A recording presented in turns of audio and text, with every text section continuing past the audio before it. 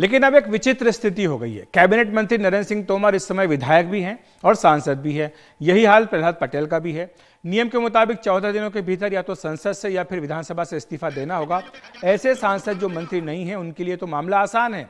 लोकसभा चुनाव अगले 4 महीने में है। ऐसे में 4 महीने की सांसदी के लिए 5 साल की विधायकी छोड़ने में कोई तुक नहीं। और जब राज्य में अपनी सरकार बन रही है तो क्या पता वहां मंत्री या फिर मुख्यमंत्री बनने का योग लग सकता है। राजस्थान में जीते सांसदों का काम तो पार्टी ने आसान कर दिया।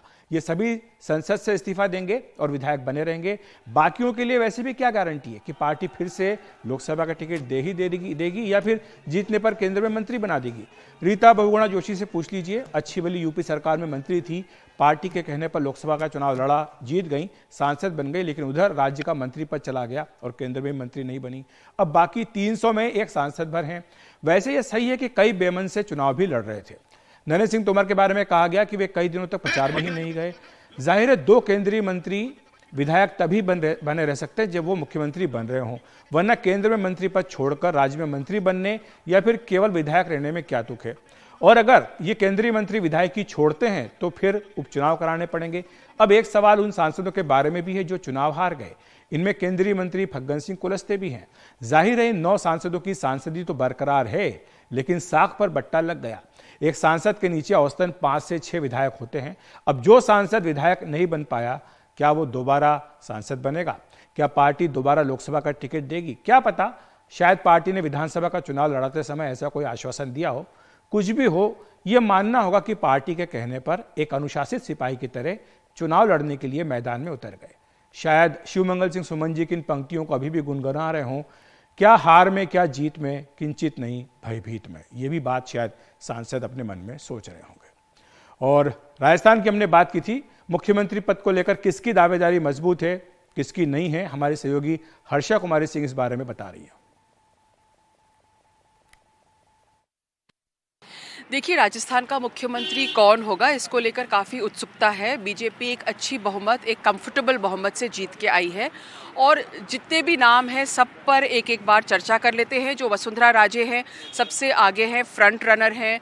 उनका एक पूरे राजस्थान में एक उनका अपील है, हर जाति हर वर्ग में उनकी मान्यता है और सब लोगों के लिए वो एक्सेप्टेबल है, अनुभवी हैं और एक पैन राजस्थान फेस है उनका।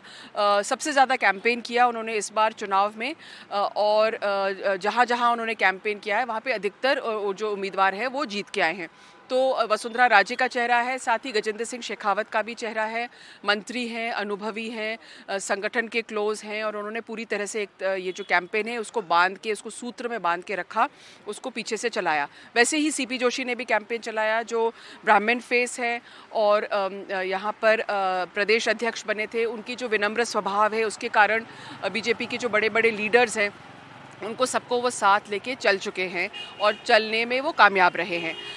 इसके अलावा ओम माथुर का भी नाम है, अर्जुन राम मेघवाल का भी नाम है जो अभी मिनिस्टर हैं। उनके अलावा ओम बिरला लोकसभा के जो स्पीकर हैं उनकी भी चर्चा है। और अगर नए चेहरे में देखें तो बाबा बालकनाथ है, दिया कुमारी है, किरोड़ी लाल मीना है, ट्राइबल लीडर है। तो ये सारे जो नाम हैं सब नाम चर्चा में हैं। इस पे सिर्फ चर्चा है, हो सकता है कि इनसे हटकर भी कोई और नाम भी आ सकता है। जैसे अश्विनी वैष्णव की भी बात पहले चली थी कि उनको भी हो सकता है राजस्थान की राजनीति में उनका प्रवेश हो।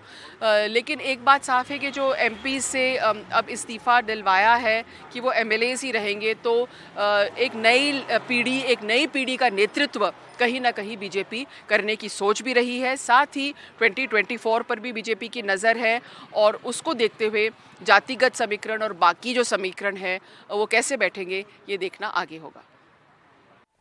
तो ये आपने राजस्थान का किस्सा सुना। मध्य प्रदेश में क्या हो रहा है, हमारे सहयोगी अनुराग द्वारी हमारे साथ जुड़ रहे हैं। पहली बात तो यही अनुराग कि मामा जी को फिर से कुर्सी मिलेगी या नहीं मिलेगी, और दूसरी बात कि अगर नहीं मिलती तो फिर तो बहुत लंबी लिस्ट है।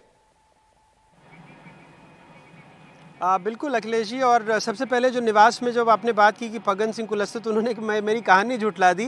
पिछले 50 सालों में निवास को बेलवेदर सीट माना गया था। जो भी प्रत्याशी जीता था उसी दल की यहाँ पर सरकार बनती थी, लेकिन इस बार फग्गन सिंह कुलस्ते हार गए और बीजेपी की सरकार बन गई। बहरहाल बिल्कुल आप सही कह रहे हैं, ना सिर्फ कद में बल्कि उम्मीदवारों के चयन में, और फिर एक तरह से ओबीसी चेहरे के रूप में शिवराज सिंह चौहान पहली पसंद के रूप में तो सामने आते ही, खास करके जब इतनी प्रचंड जीत मिली हो। लेकिन इसके अलावा जो जिन भी नामों की आपने चर्चा की, उनमें से अगर नरेंद्र सिंह तोमर के बेटे का चूंकि एक वीडियो वायरल हुआ, तो अब माना जा रहा है कि थोड़ा शायद उनकी दावेदारी कमज़ोर हो, या फिर कैलाश विजयवर्गीय गाहे बगाहे कुछ ऐसे बयान देते रहते हैं जिसकी वजह से वो सुर्खियों में बन जाते हैं। वीडी शर्मा भी एक मजबूत प्रत्याशी के तौर पर हैं, लेकिन ब्राह्मण होना शायद उनके हक में ना जाए। ज्योतिरादित्य सिंधिया हैं, चुनाव नहीं लड़ा, लेकिन उसके बावजूद ग्वालियर चंबल में जिस तरह की जीत मिली है तो भी वो एक स्वतः दावेदार बन जाते हैं। तो इस तरह के कुछ नाम हैं जिनको लेकर रसाकशी चल सकती है, क्योंकि इस बार बार बार कहा गया कि सामूहिक नेतृत्व में और केंद्र की नुमाइंदगी में पूरे चुनाव को लड़ा जाएगा। वैसे पहले भी ऐसा होता रहा है, ये कोई अजूबा नहीं था, लेकिन इस तरह की बात चल निकली है, तो देखते हैं आने वाले दिनों में क्या होता है। शुक्रिया आपका अनुराग इस तमाम जानकारी के लिए।